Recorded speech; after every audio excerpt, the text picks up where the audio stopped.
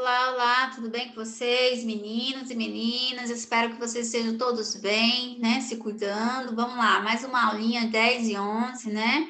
Hoje nós vamos continuar. Na última aula a gente falou da crise da monarquia. A monarquia, quando o Brasil passou a ser governado por reis, a gente teve dois reinados, do Dom Pedro I e do filho dele, Dom Pedro II. E a gente falou da crise, né? Com o fim da escravidão, com a Guerra do Paraguai. Agora a gente vai falar da proclamação da República e dos primeiros anos da República no Brasil.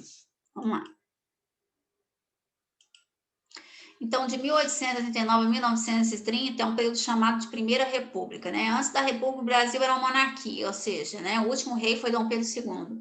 O fim do seu reinado aconteceu quando ele perdeu o apoio de segmentos importantes da sociedade. Ele perdeu o apoio dos fazendeiros, que eram os ricos da época, ele perdeu o apoio dos militares, né? Porque eles foram para a Guerra do Paraguai, lutaram, e quando voltaram não tiveram o mesmo reconhecimento, né, pelo rei. Perderam o apoio da Igreja Católica, começou a bater de frente com a questão da maçonaria, né, porque ele era maçom e a Igreja Católica proibiu, né, a participação de maçons na igreja, então criou uma confusão com a Igreja Católica e perdeu o apoio. Naquela época, vamos pensar, não tinha outras religiões, a Igreja Católica era a única, né, igreja do Brasil, então perdeu o apoio de várias pessoas. Então, em um movimento liderado pelos militares, Dom Pedro II foi retirado do poder e foi expulso do Brasil, e assim proclamada a República. Agora, o Brasil teria representantes eleitos pelo povo por tempo determinado até os dias atuais. Então, vamos lá. É claro que a República teve vários viés, né? A gente teve algumas ditaduras, mas depois a gente vai conversar sobre isso. Então, aqui mostra uma charge, né? De Dom Pedro sendo retirado do poder, né? Sendo retirado do seu trono, né? Sendo jogado mesmo, empurrado, né? Por um militar, né? Embora aqui pode ser Marechal Deodoro da Fonseca, que tomou, né, essa liderança aí desse movimento, né, de retirada do rei do poder. Então, é uma charge, né, que critica justamente esse período aí da retirada do rei do poder, do Dom Pedro II. E aí vem a República. Na monarquia só podia votar quem tinha dinheiro. Não sei se vocês lembram da gente ter falado isso ano passado. Então só votava quem tinha dinheiro, né? Agora na República todos homens, mulheres ainda não votam. Homens podem votar. Só que aí o que acontece? Tinham que ser alfabetizados. Nem todos eram alfabetizados. Claro que havia tramóias, né? Mas aí o que vai acontecer nesse período? O Brasil, quem tem poder no Brasil nessa época eram os fazendeiros, né? E eram chamados de coronéis, porque eles pertenciam à antiga Guarda Nacional, por isso que eles receberam esse apelido de coronel. A guarda nem existia mais, mas a população continuou chamando esses fazendeiros de coronéis. Então, na época da monarquia, só votava quem tivesse renda elevada. Agora, com a república, os homens alfabetizados podiam votar, exceto religiosos e soldados.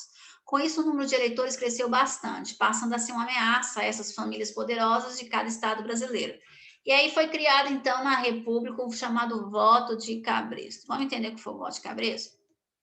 O voto de cabresto, o coronel forçava, né, o fazendeiro forçava as pessoas que trabalhavam em suas terras a votarem nos candidatos indicados por ele. Era o voto controlado, por isso apelidado de cabresto. O que é o cabresto?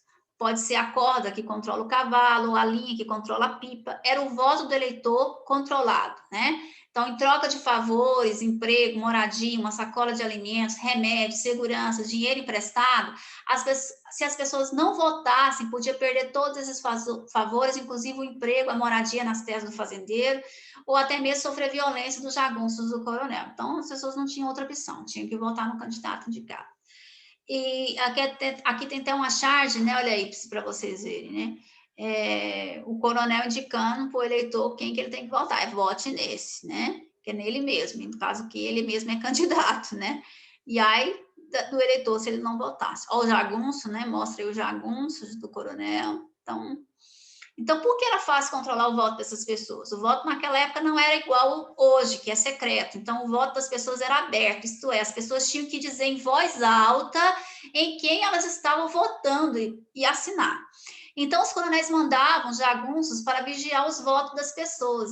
E aí, se os agregados, né, que eram as pessoas que trabalhavam nas terras dos coronéis, não votassem no candidato indicado por ele, ou nele, ou no candidato indicado por ele, podiam perder os favores e sofrer as violências, né? E as pessoas votavam.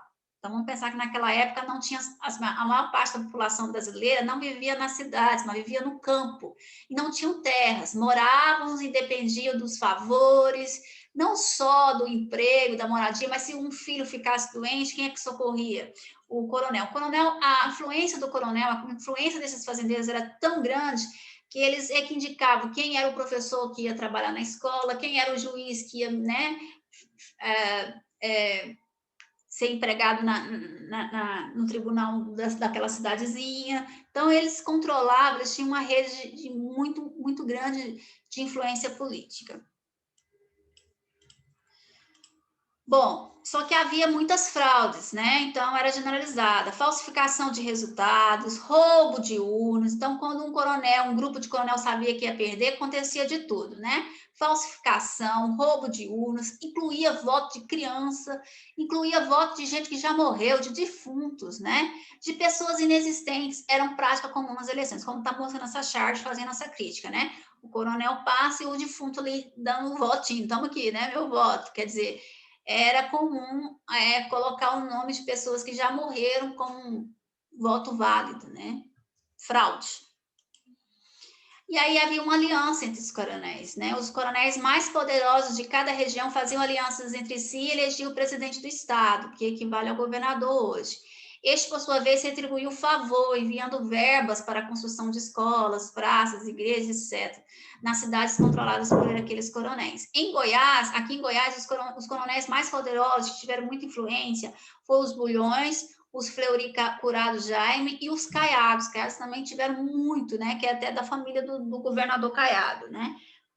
As pessoas contam que eles eram muito poderosos, eles usavam, sim, de violência para se manter no poder. Então, era isso aí, né? A família dos coronéis da região goiana.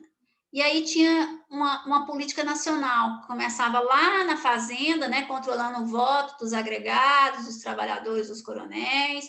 Aí havia uma aliança entre os coronéis, que elegia o governador fazia aliança com os presidentes da república, né, que é o período da política dos governadores. Então, havia duas políticas, a política dos governadores, que era uma troca de favores entre os governadores do estado e o presidente da república.